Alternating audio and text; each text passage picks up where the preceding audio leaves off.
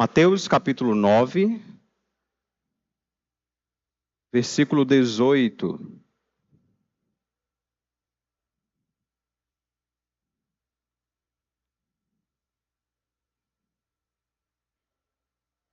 Amém? Todo mundo encontrou? Vamos ler o versículo 18.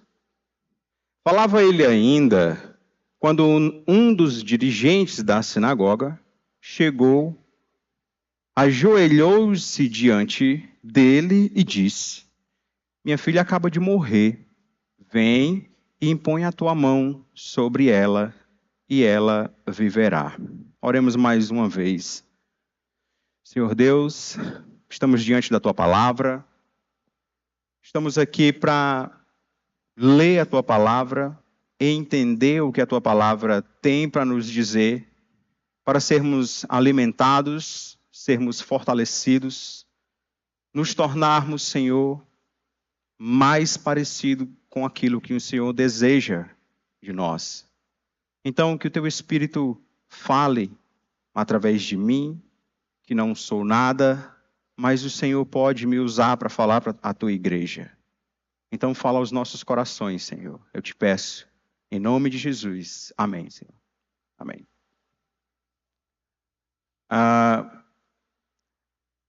Receber água aqui.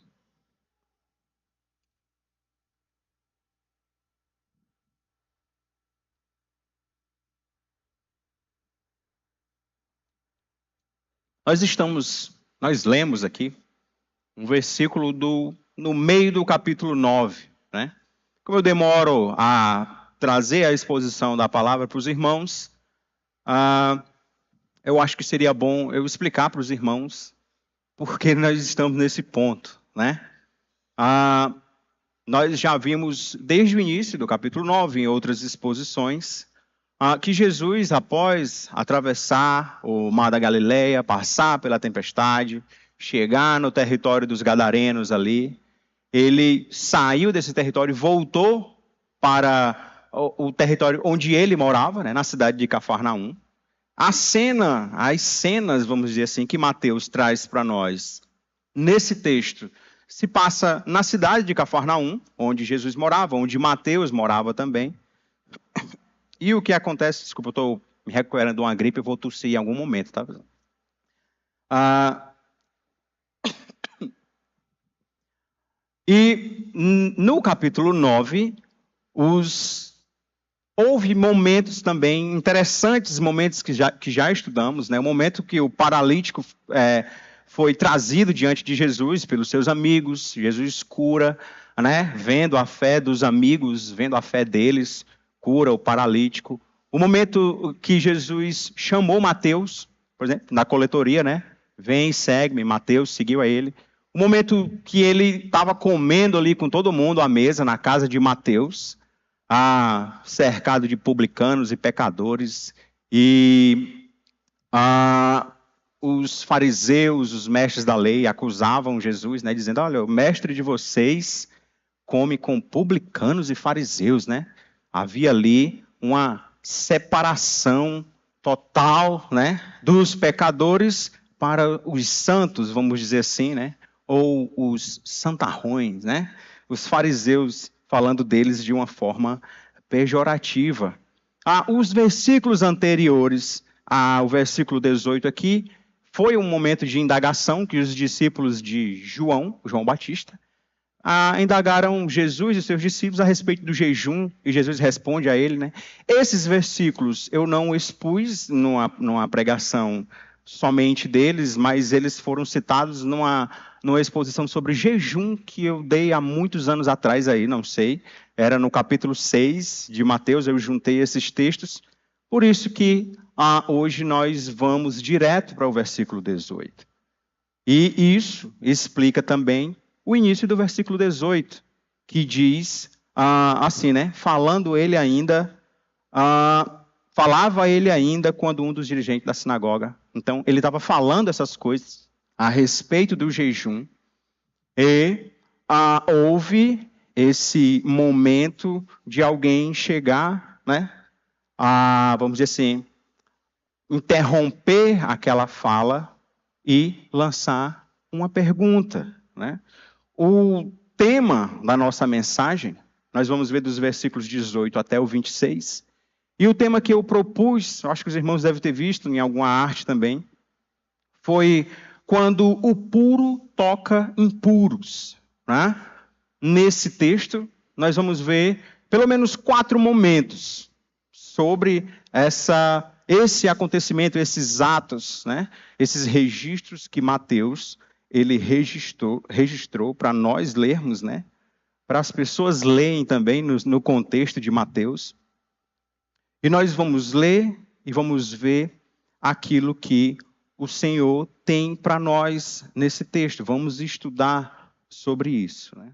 O versículo 18, como eu falei, ele inicia dizendo que falava ele ainda quando um dos dirigentes da sinagoga chegou, ajoelhou-se diante dele e disse: minha filha acaba de morrer. Vem e impõe a tua mão sobre ela, e ela viverá. E esse é o primeiro momento do nosso texto, né? Jesus ele recebe um pedido inusitado, né? Esse é o primeiro momento, o primeiro aprendizado, vamos dizer assim, que podemos extrair, que Jesus ele recebe um pedido inusitado. Alguém chega para ele e pede para ele ir até a casa da pessoa e impor a mão sobre alguém que faleceu, né? Texto de Mateus é bem resumido em relação a outros textos, aos outros evangelhos, né? Hoje falamos sobre inerrância e foi citada essa questão dos evangelhos. É interessante essa diferença que há entre os evangelhos, principalmente sinóticos, diferença de detalhes, né? Vamos dizer assim. Mateus ele é bem resumido. Ele diz que quando o líder da sinagoga, alguém da liderança da sinagoga, não diz quem é o nome do cara, né? Ninguém sabe quem é, se lê só Mateus, diz que a filha dele já morreu, né? Em outro evangelho nós vamos encontrar ele pedindo para o Senhor ir curar a filha dele, e nesse processo alguém chega e diz: olha, a menina morreu, então não precisa mais incomodar o mestre. Em outro evangelho a gente vai ver o nome do líder da sinagoga, né? Quem era o cara? Vocês sabem? Cara, ninguém lembra, né? Olha aí, Jairo. Já leram aí os evangelhos, estou gostando de ver, né? Então, nesse texto de Mateus, ele não faz questão de colocar esses detalhes. Ele simplesmente coloca essa informação e Mateus tem os seus objetivos, né? E nós vamos tentar entender por que ele escreveu dessa forma, né? O pedido do chefe da sinagoga, né? Ele primeiro se aproxima e se ajoelha. O texto diz aqui que um dos dirigentes da sinagoga chegou e se ajoelhou diante dele. Em outra tradução, a NVI, ela traduz ajoelhou-se.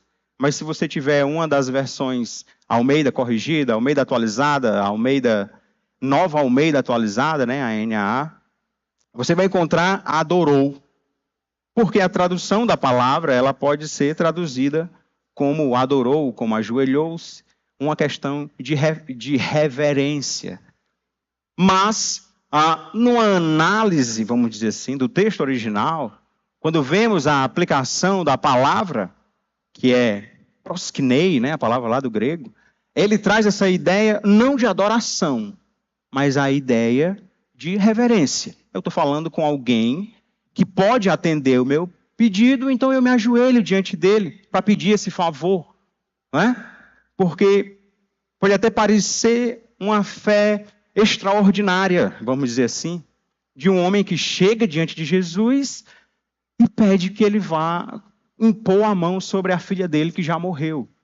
Mas nós, ao observarmos o texto com cautela, nós vamos perceber que se fizermos, por exemplo, um paralelo do texto de Jairo aqui, não cita que é Jairo, mas nós sabemos por causa de outro evangelho, desse chefe da sinagoga, com o centurião, por exemplo, no capítulo 8, ele chegou para Jesus e pediu um milagre remoto, né?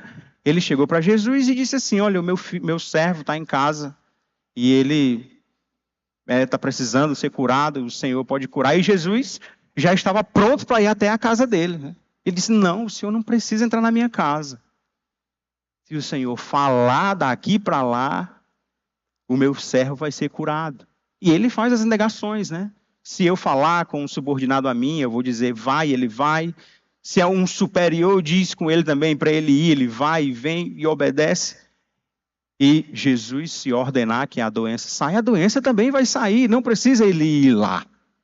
Então, se fizermos um paralelo com o relato do centurião, vamos ver que Jairo ainda está um pouco aquém, vamos dizer assim, de uma fé extraordinária. Mas havia fé no coração de Jairo. E o pedido que ele faz é totalmente inusitado, né? Ele pede para que um judeu da nata, vamos dizer assim, Jesus, né, nascido na tribo de Judá, assim como ele também era um judeu, tocar num cadáver. Vocês sabem o que acontece quando, ou o que acontecia, ou até hoje mesmo, na lei judaica, o que ocorre quando alguém toca num cadáver? Alguém sabe? Fica impuro, isso. Há um momento ali de impureza, né? Vocês sabem o que está escrito lá em Números, capítulo 19. Vamos abrir junto comigo aqui, vamos ler o que está escrito lá em Números.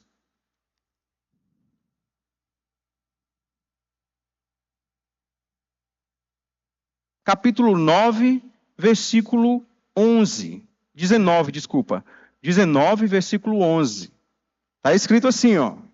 Quem tocar num cadáver humano ficará impuro durante 7 dias. Deverá purificar-se com essa água no 3º e no 7º dia, então estará puro. Mas se não se purificar no 3º dia e no 7º dia, não estará puro. Quem tocar num cadáver humano e não se purificar, contamina o tabernáculo do Senhor, será eliminado de Israel.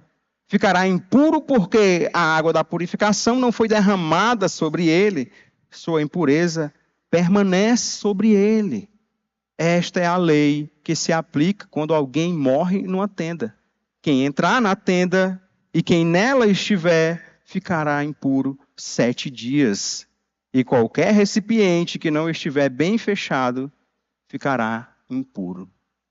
Então, o pedido do homem, se a sua filha estava morta, é que Jesus, ele toque num cadáver.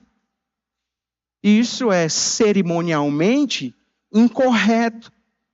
O pedido do chefe da sinagoga ignora totalmente essas instruções. Por que será que então que ele pediu que o Senhor impusesse as mãos? Será que ele não tem a fé como a fé do centurião romano, no capítulo 8, como eu já citei aqui? Será que ele não tem essa fé? O centurião, por exemplo, ele não se achou digno que Jesus entrasse em sua casa. Por quê? Porque há outra lei que você não deve entrar na casa de um gentio, para você ter um momento ali com ele. Era cerimonialmente também impuro. A pessoa ficava impura por causa desse contato. O centurião sabia das leis de Israel e ele diz: não, o senhor não precisa ir para minha casa não, né? Vou tomar esse cuidado com o senhor, né? O senhor não precisa ir para minha casa. O centurião bastava somente uma palavra. Será que o chefe da sinagoga está pensando realmente no toque de Jesus como doador de vida? Será que esse é o pensamento dele? Será que ele entende que o toque de Jesus talvez cancela a impureza da morte? Será que esse é o pensamento dele? Ou simplesmente ele não considerou o problema? Um pai desesperado, porque a filha morreu, estava doente, acaba de morrer. Será que foi esse o pensamento dele? O ponto é, Jesus, ele não recusa o centurião, né? No versículo 19, se lermos, vamos ler o versículo 19. Ele diz o seguinte: Jesus levantou-se e foi com ele, e também os seus discípulos. Jesus respondeu à fé do homem, do líder da sinagoga. Quer seja uma fé pequena, quer seja uma fé grande. Ele respondeu prontamente a essa fé. E o que ocorre depois disso? Depois desse pedido inusitado, né? Nós lemos no versículo 19 aqui que Jesus se levantou e foi. Ele não indagou o homem sobre o ritual da pureza, sobre o que poderia acontecer. Não, ele se levantou e foi. E aí no caminho, nós temos outro momento que é registrado por Mateus aqui. No versículo 20. E esse segundo momento é um momento que eu chamei de o toque inusitado ou inesperado também, né? Ocorre um toque inesperado. Vamos ler o versículo 20 também. O versículo 20 diz assim: nisso, uma mulher que havia 12 anos... Nisso, uma mulher que havia 12 anos vinha sofrendo de hemorragia, chegou por trás dele e tocou na borda do seu manto. É incerta a natureza da hemorragia dessa mulher. O fato é que parece que é provável de algo vindo do útero da mulher, algo relacionado ao período menstrual da mulher que se estendeu aí por 12 anos. E isso fazia o quê com ela? Ela estava perpetuamente impura também. Totalmente, né? 12 anos já carregando essa impureza. Porque o ritual de pureza, que está escrito lá em Levítico 15, vamos ler Levítico 15 também.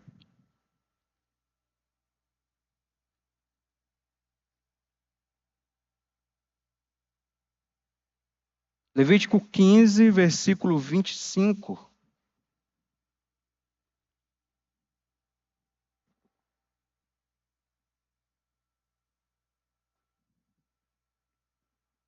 Levítico 15, versículo 25 diz assim: quando uma mulher tiver um fluxo de sangue por muitos dias, fora da sua menstruação normal, ou um fluxo que continue além desse período, ela ficará impura enquanto durar o corrimento, como nos dias da sua menstruação. Qualquer cama em que ela se deitar, enquanto continuar o seu fluxo, estará impura, como acontece com a sua cama durante a sua menstruação. E tudo sobre o que ela sentar estará impuro, como durante a sua menstruação. Quem tocar em alguma coisa, em alguma dessas coisas, ficará impuro. Lavará as suas roupas, se banhará com água e ficará impuro até a tarde.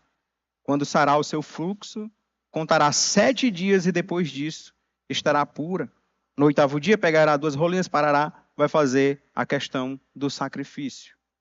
Mas o ponto é, a lei em Levítico 15 diz que a mulher israelita, a mulher judia, enquanto ela estivesse no seu período, ela estava impura. E se passasse mais dias, ela continuava impura.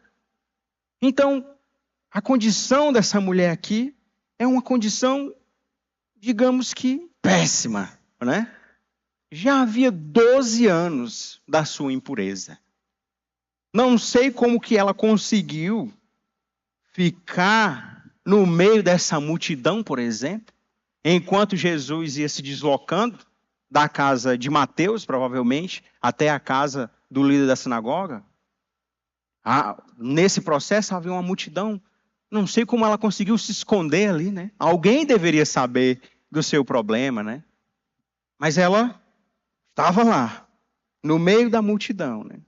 Tocou, esperançosa de conseguir tocar ali na borda do vestido, da roupa ali de Jesus, né? Como o versículo 20 nos diz. Havia 12 anos que vinha sofrendo e chegou por trás dele e tocou na borda do seu manto. Segundo esse texto aqui, que a gente leu de Levítico, ela está numa condição total de impureza, né? Não podia tocar em outras pessoas, sem essas pessoas se tornarem impuras. É o caso de Jesus, ela toca em Jesus. Eu acredito que para ela tocar em Jesus, ela encostou em outras pessoas, que era uma multidão, né? Nem que ela estivesse indo engateando assim, talvez engateando por trás, né? Encostando só nas pernas do pessoal. Mas ela estava impura, totalmente impura. Ela não deveria estar em locais públicos com aglomeração. Estava tudo errado, ela estava fazendo tudo errado, né? Era proibida de entrar no templo, não podia participar da vida religiosa. Não podia. No livro de Marcos, no Evangelho de Marcos, no capítulo 5, do 27 ao 30, que narra o mesmo episódio, de forma mais detalhada, nós vemos que ela se aproxima por trás de Jesus, né? O que sugere que havia uma dificuldade de alcançar ele. Talvez ele já tinha passado e ela estava tentando alcançar ele. Ou também vergonha. Com certeza ela devia ter algum sentimento de vergonha por causa da sua impureza total, né? 12 anos de impureza. 12 anos de escravidão, né? O filme. Escrava da impureza. Mas ela estava lá, em meio à multidão. E isso tornava o acesso a Jesus, com certeza, complicado fisicamente e era religiosamente arriscado para ela, né? Porque havia punições para quem quebrasse ali as ordenanças da lei, né? Não era para ela estar ali, mas ela estava ali. Aquilo para ela também era religiosamente arriscado. E então, o texto continua. No versículo 21, nós lemos o seguinte. Ela dizia para si mesma, né? Pois dizia a si mesma, se eu tocar tão somente, ou se eu tão somente tocar em seu manto, ficarei curada. Era o propósito no coração daquela mulher. Então, essa narrativa, ela fala para a gente também da fé dessa mulher. É tanto que quando vermos a resposta de Jesus, o Senhor fala sobre a fé dessa mulher. Então, ela dizia consigo, se eu tão somente tocar em seu manto, eu ficarei curada. E o que isso quer dizer? Quer dizer também que ela tem uma fé robusta, extraordinária? O que vocês acham, né? Ela tem uma fé maior do que a do líder da sinagoga, por exemplo? Será que é isso? Ou será que a fé dela também é uma fé ainda que engatinha, né? Uma fé iniciante? O que vocês acham? Vocês acham que ela tem uma fé gigante? Ela acreditava que o simples toque no manto de Jesus poderia curá-la. Mas é interessante notar que isso também, esse desejo dela de tocar em algo real, denuncia alguma coisa sobre a fé dessa mulher também. O desejo dela era tocar no manto da veste dele e ela seria curada. Era nisso que ela acreditava. Ela estava confiante que isso ia dar certo. Tocar no manto. Mas isso denuncia uma coisa. Mostra que a mulher estava movida em parte pela percepção supersticiosa que ela tinha de Jesus. Se eu perguntar para vocês aqui o que é fé, vocês vão me responder o versículo lá de Hebreus 11, versículo 1, não é isso? O que é a fé? A fé é o firme fundamento das coisas que não se vê, mas se espera, né? É algo que não é sólido, que eu consigo pegar ali. A fé está relacionada com a esperança, né? Algo que eu não consigo pegar. Essa mulher, ela tinha fé. Mas tem algo que precisa ser corrigido na fé dessa mulher. Ela estava confiante de que pelo toque ela seria curada. A atitude dela nos leva a entender que a mulher, ela via em Jesus mais um milagreiro do que o próprio Messias. Porque o Messias veio para libertar o povo dos seus sofrimentos. O profeta escreveu sobre isso. Libertar dos pecados, libertar escatologicamente dos poderes dos homens que oprimiam, né? Mas quando se falava de Messias, o Cristo, ele só conseguiu pensar nisso, no reino físico, né? E Jesus andando e fazendo seus milagres, muitos só tinham ele como um milagreiro, um profeta, alguém com o poder de curar pelo toque, pelas próprias vestes, e isso era algo real nos dias do povo judeu, né? No Novo Testamento nós vamos encontrar isso também em Atos, por exemplo, quando o pessoal queria pegar o lenço de Paulo, né? Levava os lenços de Paulo para que fosse curado de alguma forma. Eles entendiam que aquele item trazia uma cura, trazia um milagre, e trazia um milagre. As pessoas eram curadas ao tocar no manto ou nos lenços ali de Paulo.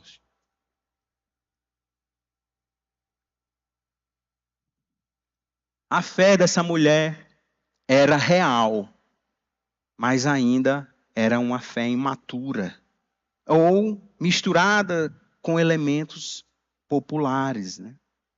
Essa ideia de objetos, de roupas, né? Esse texto que fala sobre pegar o lenço de Paulo e tal, está lá em Atos, no capítulo 19 e versículo 12. As pessoas faziam isso. Havia essa crença. Havia esse pensamento, né? Uma questão ali mais milagreira, vamos dizer assim, do que propriamente o Messias, filho de Deus, né? O próprio Deus na terra. E qual a resposta de Jesus? O que acontece diante desse toque inesperado, vamos dizer assim? A resposta é: a mulher, ela é surpreendida. E nós chegamos no terceiro momento aqui do nosso texto, no versículo 22, que é uma reação inesperada. Vamos ler o versículo 22. Voltando-se Jesus, a viu e disse: ânimo, filha, a sua fé a curou. E desde aquele instante a mulher ficou curada. O versículo 22, ele inicia e diz que Jesus, ele voltou-se a ela, né? Talvez isso corrobora com a ideia de que ela o tocou pelas costas e ele se vira para ela, né? Talvez ela não esperava essa reação, né? Porque o pensamento dela era: eu vou tocar, eu vou ser curada e vida que segue, né? Vou sair de fininho por aqui, vai dar tudo certo. Não preciso ser visto. Vou tocar e vou sair. Não foi isso que aconteceu. Em outros evangelhos mais detalhados, nós vemos até a discussão, né? Jesus dizendo assim: quem foi que me tocou? Quem foi que me tocou? E aí os discípulos dizem: Senhor, né? Tá cheio de gente aí te apertando, te tocando, tu fica perguntando quem foi que te tocou. E aí Jesus: não, alguém me tocou, o toque foi diferente, eu quero saber quem foi. Ele sabia quem foi, né? Mas há o evangelista que faz esse relato com mais detalhes. Ela não esperava essa reação de Jesus.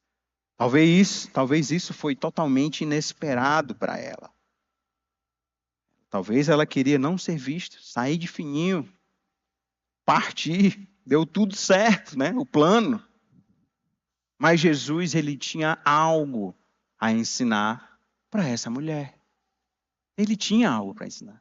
Jesus sempre tem algo para nos ensinar nos encontros que temos com ele, né? É igual a história lá de Jacó e o anjo, né? Quando ele se encontrou com o anjo, ele saiu mancando, né? Sempre que nos encontrarmos com Jesus, algo vai ser mudado em nós. Talvez nunca seja da forma que a gente quer, mas algo vai ser mudado, nós sairemos diferentes sempre dos encontros. E não foi diferente com essa mulher. Jesus tinha algo a ensinar para ela, né? Talvez aqui, a fim de um parêntese teológico aqui, a fim de sanar alguma dúvida levantada por alguns estudiosos sobre se ela foi curada ao tocar Jesus ou após ele responder a ela, porque ele responde a ela, né? Ele diz: ânimo, filha, né? A sua fé te salvou ou te curou, né? Em outro texto diz salvou. No nosso texto diz a sua fé te curou. Mas num detalhamento do texto original também, o verbo que é usado, ele é usado num tempo perfeito, e eu não vou cansar vocês explicando o que é um tempo perfeito, mas o ponto é que quando ele é usado dessa forma, ele está dando total ênfase a essa ideia, total confirmação. Então, ela foi curada, provavelmente, antes de tocar em Jesus. Quando tocou, já era curada. Era algo efetivo, né? Jesus não precisou falar para ela, também está curada. Ela foi curada nesse momento, porque há essa discussão muitas vezes, né? E aí? Ela foi curada quando tocou, quando ele se virou e falou com ela que ela seria curada? Não vamos nos prender nessa discussão, mas o texto deixa bem claro que ela foi curada antes de ele falar com ela, né? Nesse momento. Mesmo que a mulher tenha agido com uma fé imperfeita e achando que bastava tocar no manto, Jesus reconhece e honra a fé dela, não a superstição. Né? Por causa da resposta dele. Qual foi a resposta dele? Ele disse: filha, ânimo, a sua fé a curou. Ele não levou em conta o desejo dela, porque o desejo dela era tocar e ser curado, não era isso? Ele não leva em consideração isso. Ele entende que há uma fé ali naquele coração. Uma fé imperfeita, uma fé imatura, vamos dizer assim. Uma fé que precisa ser refinada, uma fé que precisa ter um upgrade, vamos dizer assim, né? Um termo mais tecnológico. Mas Jesus não levou isso em consideração. Jesus reconhece e honra a fé dela. A cura vem sobre ela, né? A resposta de Jesus é como se ele estivesse dizendo assim: não foi o manto que te curou, mulher. Foi a tua fé que te curou. Não precisava de todo esse sofrimento, vamos dizer assim, para fazer algo e conseguir uma recompensa da cura. Não precisava disso. Bastava a sua fé estar em ação. Bastava uma fé em prática. Mesmo que débil, que fraco. Bastava essa fé para ser curada. É como se Jesus estivesse dizendo isso para ela. Não foi o artefato, o manto. Foi a tua fé que te curou. E aí, nisso, Jesus corrige, possivelmente, no pensamento dela, algo mágico da situação, vamos dizer assim. Talvez, se ela tivesse só tocado no manto dele e ido embora, ela teria saído com esse pensamento. Há algo mágico ali. Né? Se tocar naquele manto, há cura. Há milagres ali naquele negócio. Mas Jesus, ele responde à fé dela. A fé verdadeira, mesmo quando imperfeita. Um detalhe também que grita aos nossos olhos aqui. Jesus, ele foi tocado por uma mulher que nós já falamos aqui, que ela estava impura há 12 anos. E como nós já vimos aqui, tudo que essa mulher tocar se torna impuro. E nós vemos que Jesus, ao ser tocado por essa mulher, ele não se tornou impuro. Não houve ali uma reclamação. Agora eu estou impuro, vou ter que fazer o ritual todo da pureza, me lavar com a água lá da pureza, da purificação. Não houve isso. Mas não só isso. Ele não ficou impuro, mas ele também derramou pureza sobre essa mulher. Ele não só ficou impuro, mas ele também purificou aquela mulher. Foi derramado ali graça sobre ela. Ao invés de Jesus se tornar impuro, a mulher é que foi purificada. Pela lógica da lei, Jesus seria totalmente contaminado. Seria o contrário disso, dessas coisas.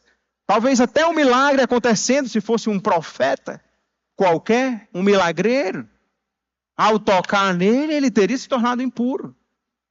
E fazer o ritual da purificação. Mas isso daqui, nisso, Mateus nos mostra aqui essa ênfase na divindade de Jesus. Há algo diferente nesse profeta, nesse milagreiro. Ele não é só um milagreiro, um profeta. Ele é filho de Deus. Ele é o próprio Deus, aquele que purifica, aquele que traz pureza para aqueles que tocam nele ou os que ele toca. Isso nos ensina que Jesus, ele não se afasta dos impuros, ele os transforma. Não foi assim que aconteceu com a nossa vida? Não foi assim que ocorreu? Quando ele nos encontrou, por onde andávamos perdidos por aí, ele pegou pela nossa mão, nos tirou de dentro da lama, do pecado, da escravidão do mundo, de nós mesmos. E ao tocar na nossa mão e nos tirar de onde estávamos, não fomos purificados com ele? Não fomos transformados junto com ele? Certamente, essa mulher não esperava tudo isso. Só esperava o seu milagre através de uma possível superstição, um toque em algo milagroso. Mas estar com Jesus, estar diante de Jesus, ser tocado por ele ou tocar em Jesus, as coisas acontecem totalmente diferente daquilo que pensamos. Certamente ela não esperava que isso acontecesse. Se o impuro toca nele e é purificado, então o que ocorre? Até já respondi, né? Quando ele decide tocar um impuro. Porque nessa pergunta nós chegamos no quarto momento do nosso texto. No versículo 23, ele diz o seguinte: quando ele chegou à casa do dirigente da sinagoga, viu os flautistas e a multidão agitada. Esse quarto momento aqui, eu destaquei como o puro que toca a morte sem ser vencido. Nós vemos aqui que o texto fala que Jesus chegou na casa do líder da sinagoga. Lembra que ele estava lá, o chefe da sinagoga chegou, ele saiu e no caminho ele se encontrou com a mulher. E agora a mulher saiu pura, não é? Purificada totalmente pelo poder do toque em Jesus e pela sua fé. Agora nós chegamos na casa, enfim, chegamos na casa do chefe da sinagoga. E o texto diz que quando ele chegou à casa do dirigente da sinagoga, viu os flautistas e a multidão. Aí você se pergunta, pode fazer, né? Pergunta. Como assim? Era um velório? Tem flautista? O pessoal está tocando flauta no velório, né? Quem assistiu The Chosen aí viu essa cena acontecendo, né? Como é que era lá o pessoal. Tinha os flautistas lá, né? Os flautistas eram contratados em ocasiões festivas, e isso a gente tem essa referência lá em Apocalipse 18, 22, e em funerais, para tocar música triste, né? Os flautistas eram chamados, né? É interessante também que só Mateus é que menciona os flautistas lá na casa do chefe da sinagoga, né? Os outros evangelistas não fazem essa menção.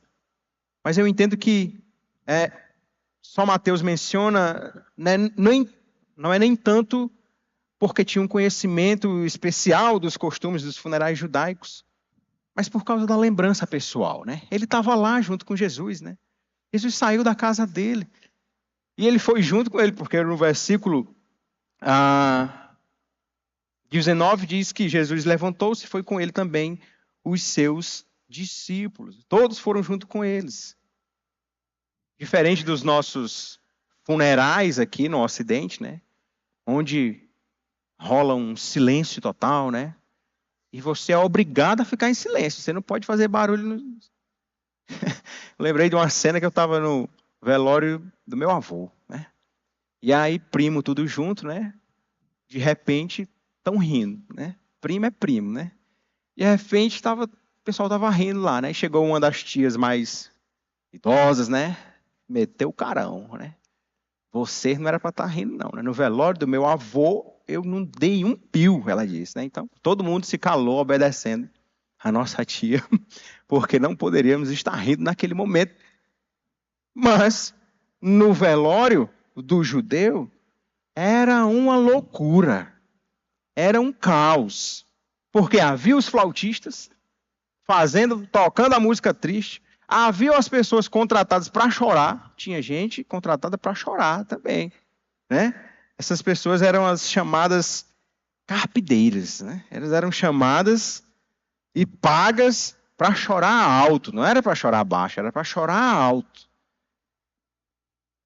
Velório totalmente caótico, né? As flautas tocando em tom fúnebre, aquele desespero, aquele momento de expressar a tristeza, todos choravam alto, né? Quando a gente vê alguém chorando alto no nosso velório, a gente fica logo falando mal, né? Para que esse choro alto, né? A gente é terrível, né? A pessoa está triste lá, não consegue conter as emoções, e você, rapaz, para que esse escândalo? Né? Vocês já fizeram isso, não foi fácil, mas não, deixa a pessoa chorar, né? Enfim, os pranteadores gritando, rasgando as vestes, lançando poeira sobre a cabeça. Esse é o cenário de um velório judeu, né? Enfim, mostrando toda a sua tristeza de de ter que se despedir daquela pessoa, né? De achar que não verá mais aquela pessoa. Porque para alguns havia a esperança da ressurreição, mas outros já não acreditavam. Os saduceus, por exemplo, entendiam que não havia ressurreição após a morte. Morreu, acabou-se. Então, era uma tristeza só o momento do velório, né? E aí Jesus, ele chega nesse cenário. O versículo 24 diz, Jesus chegando, né, ele disse, saiam, a menina não está morta, mas dorme. Interessante isso daqui, né? Jesus, ele redefine a morte como sono aqui, nesse versículo. Ele diz que a menina não morreu, ela está dormindo. Para os olhos naturais das pessoas que estavam lá, a menina estava morta. E, de fato, ela estava morta, né? Os caras sabiam reconhecer uma pessoa morta. Os caras eram contratados para velório, então eles sabiam como alguém tinha morrido. Quando alguém tinha morrido.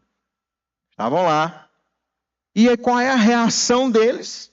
Quando Jesus disse que a menina estava dormindo, todos começaram a rir dele. Não se seguraram, não se aguentaram. E começaram a rir dele. É interessante que Jesus disse que a menina está dormindo. E eles entendiam que a menina estava morta. Mas diante da autoridade daquele que é o autor da vida, a morte não é um fim. É um sono passageiro, né?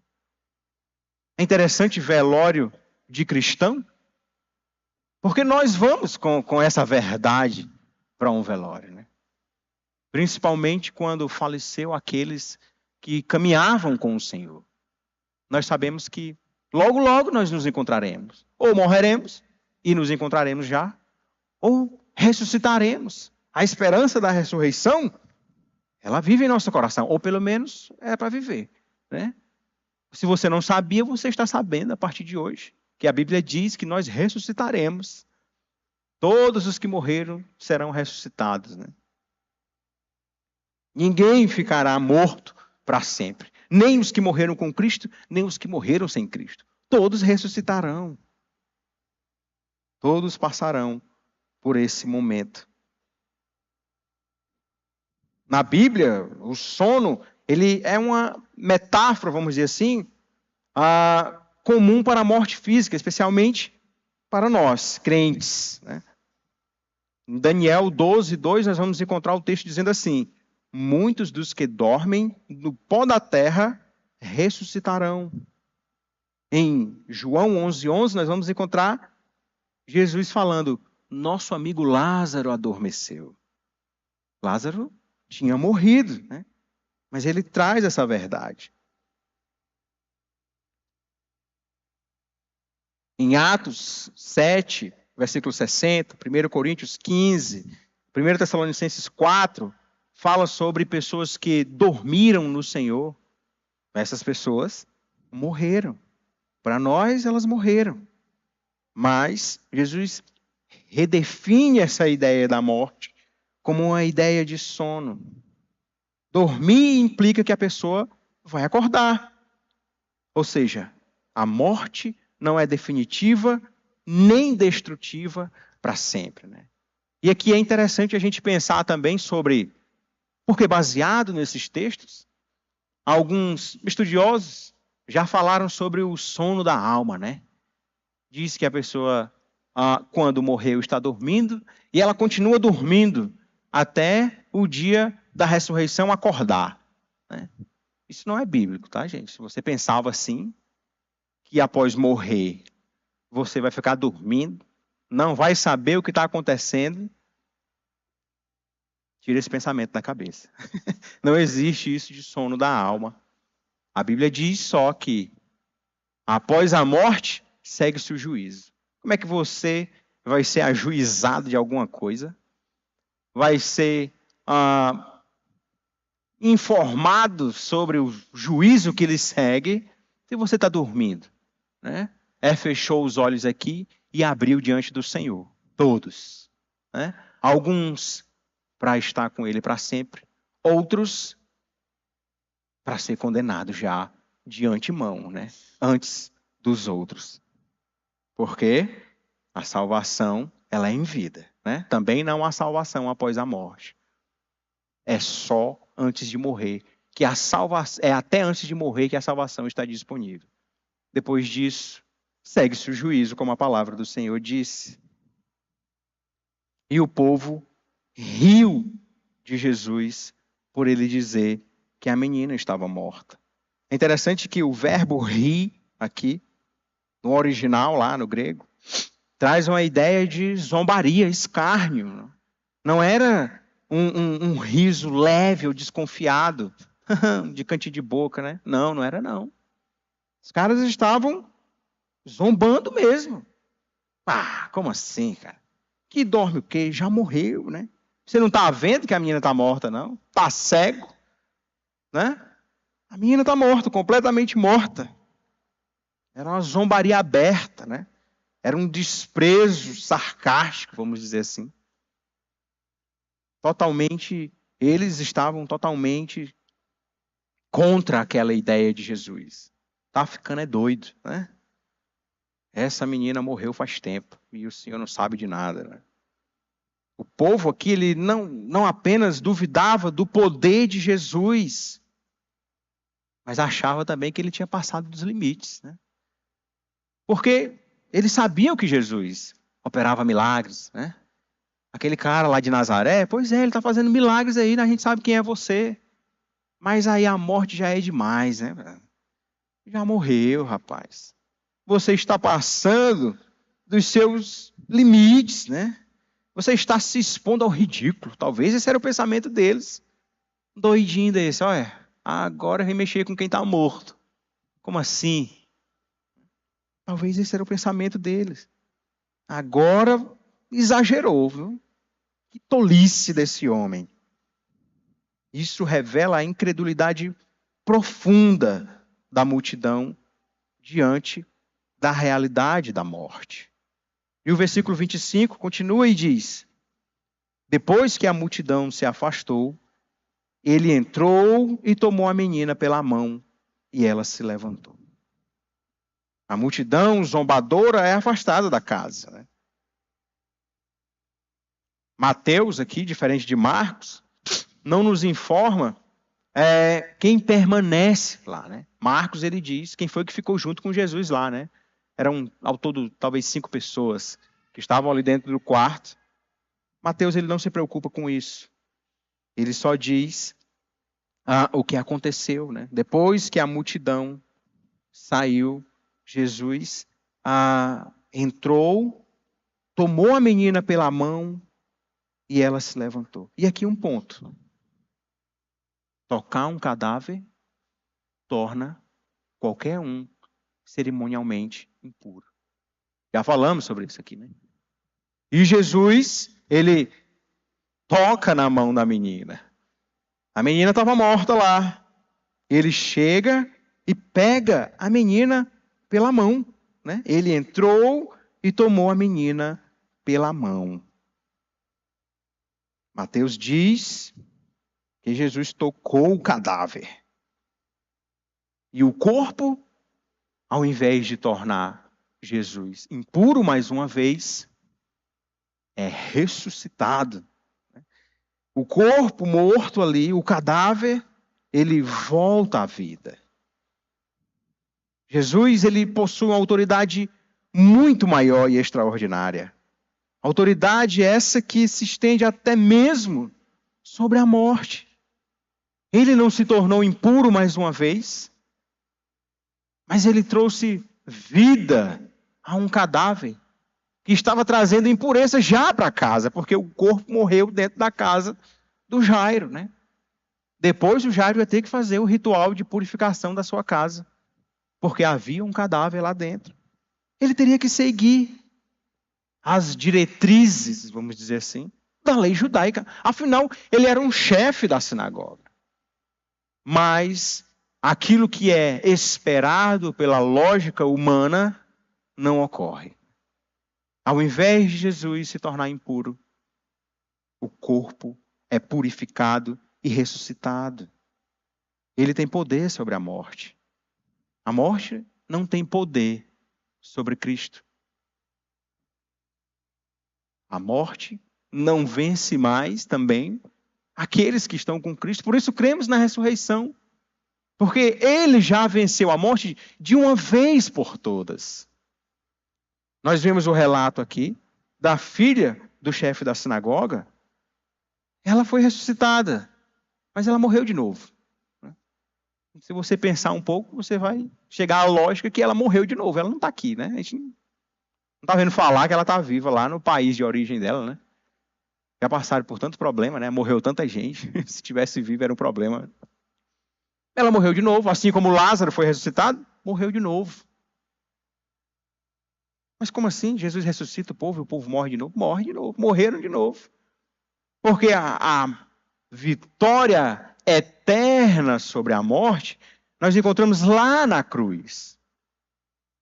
E quando nós ressuscitarmos na ressurreição vindoura do futuro, certamente não morreremos mais, porque teremos vencido o último inimigo, o nosso último inimigo, né?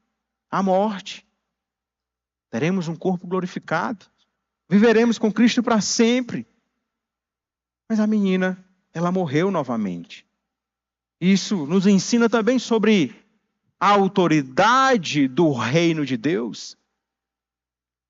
Que esse reino, quando estabelecido, já falei que nós não morreremos mais, mas esse reino já estabelecido em parte, traz esses efeitos milagrosos, vamos dizer assim. Nós tivemos um estudo aqui no PG, no último PG, que estava falando sobre se os dons ainda estão disponíveis, se não estão, se existe milagre, se não existe. Não sei se tem algum sensacionista aqui, né? Eu me considero continuista. E eu entendo que os dons estão disponíveis. Então por que a gente não vê o morto ressuscitando? Talvez falte fé. Talvez falte a gente orar para acontecer, né? Sei lá, o Senhor também não quis. Mas eu já vi homens orando, num pequeno grupo de homens, e um homem sendo curado de um câncer terminal. O cara estava poucos dias de vida. E na outra reunião, o cara tinha ido no médico, feito os exames, e não tinha mais nada. Eram os mesmos homens, pecadores iguais a gente, mas oraram com fé e o Senhor quis curar e o Senhor curou. Talvez o exercício, muitas vezes, o exercício talvez da nossa fé é que não está sendo feito da forma correta, né? Talvez a nossa fé seja pior do que a fé da mulher que achava que ia ser curada só pelo toque, só se tocasse alguma coisa. Ou a gente estava muitas vezes está desesperado, incrédulo, que não cremos que o Senhor ele pode fazer o milagre de qualquer forma. Não precisa tocar, ele só precisa dizer. Mas o fato é que o Senhor ele opera milagres.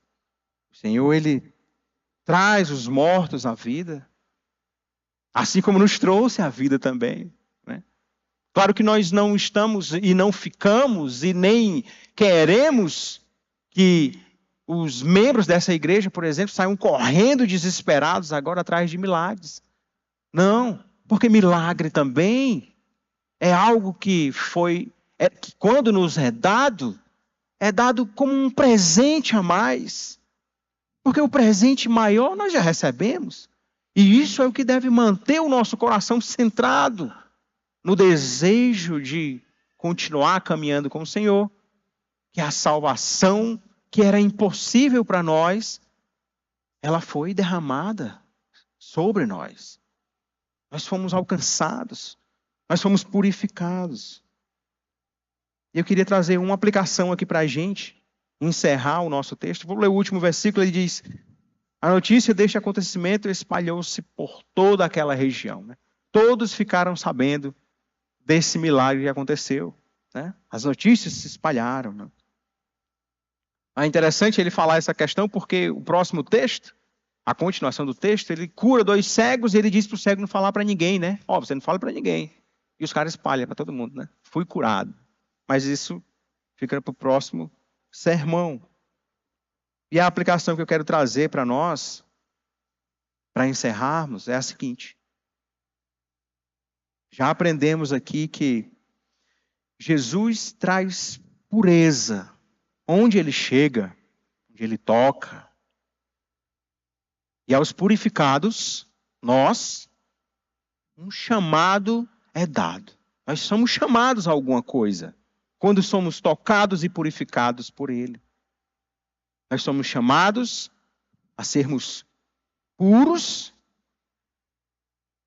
porque o texto, lá em 1 Pedro 1,16 diz: sejam santos, porque eu sou santo. Estejamos afastados do que é impuro. Ele nos purificou, nos salvou, mas ele nos chama também ao exercício da pureza, da santificação, de se afastar daquilo que é impuro. A presença de Jesus, ela nos transforma. E essa transformação exige uma resposta. Nós devemos viver como puros, separados, consagrados, puros em nossos pensamentos. Nossos pensamentos precisam ser puros. Tudo que for verdadeiro, tudo que é puro, seja isso que ocupe o vosso pensamento. Filipenses 4:8. A palavra de Deus nos instrui sobre isso. O nosso pensamento precisa ser direcionado para pensamentos puros. Devemos rejeitar todo tipo de pensamento que traz impureza para nós, que traz impureza para o corpo do Senhor. Nosso pensamento deve ser puro. As nossas palavras devem ser puras. Puros nas palavras. Nenhuma palavra torpe saia da boca de vocês, mas apenas o que for útil para edificar. Efésios 4. O nosso falar precisa ser puro. Uma resposta que devemos dar ao Senhor. Palavrão, né? Palavra torpe. Piadinha de duplo sentido. Palavras de baixo. Enfim. Isso não deve fazer parte da nossa boca. Das nossas palavras. Jesus, ele nos chama a isso. Ele nos purificou do pecado. Mas nós somos responsáveis agora para trabalharmos essa purificação. Somos chamados a viver de uma forma que agrada o Senhor. E as nossas palavras devem seguir essa instrução. O nosso olhar, por exemplo, também deve ser puro. Pureza no olhar, nós somos chamados a isso.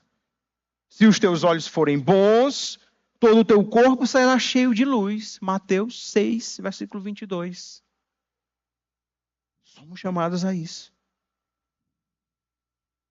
Olhar de forma pura, desviar o olhar daquilo que é impuro. Sabemos que o texto lá de Mateus, ele diz que é pelo olho que entra muita coisa, né? Porque a gente vê primeiro aquilo, né? E aí daquilo, se não desviarmos o olhar, vai descer para o coração. Vamos começar a criar impurezas no nosso coração. E isso desagrada ao Senhor. Não foi para isso que Ele nos chamou. Ele nos chama também a pureza nos corpos. Fujam da imoralidade sexual. O corpo de vocês é templo do Espírito Santo. 1 Coríntios 6, versículo 18, 19. Fala essa verdade. Somos chamados a responder em pureza também com os nossos corpos. Namorados que têm relacionamentos como se fossem casados, impureza. O Senhor não se agrada disso. Não pode existir isso no meio do povo de Deus. Maridos que têm relações com outras mulheres que não são suas esposas. Esposas também que talvez é impureza. Isso não pode existir. O Senhor nos chama a responder com pureza, até com os nossos corpos também. Nas nossas relações íntimas. Nós devemos responder ao Senhor. Porque foi para isso que Ele foi para aquela cruz. Foi para derramar perdão sobre nós, mas também para nos libertar daquilo que nos prendia antes, o pecado, nós mesmos, os nossos desejos mesquinhos, terríveis, pecaminosos. Ele estava na cruz, pregado, sofrendo o inferno por causa desse pecado. Então nós não somos mais escravos desse pecado. Então por que muitas vezes é tão fácil cair na impureza? Por que nós somos tão terríveis? Porque não estamos respondendo a esse sacrifício como deve ser. Não estamos compreendendo essa verdade como devemos, como deveríamos compreender. Cristo, ele traz pureza, mas ele nos chama também a uma vida de pureza na presença dele, para que o seu corpo continue saudável, para que o seu corpo continue crescendo, para que o seu corpo continue forte. Cristo, cabeça, nós, o corpo de Cristo. Então nós devemos responder a essa chamada também de pureza, como ele quer que respondamos. Vamos orar, Senhor.